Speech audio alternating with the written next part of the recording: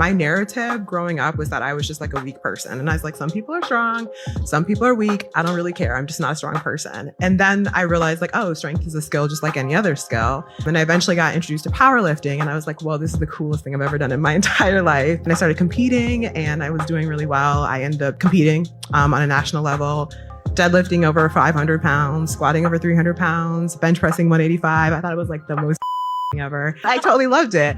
But the lesson that I learned from that is that like we can tell ourselves all these stories about what's not possible for us. And I was like, if my story all this time had been that I'm not a strong person, I can't do these types of things, what other things in my life am I telling myself I can't do? And how am I holding myself back in other areas?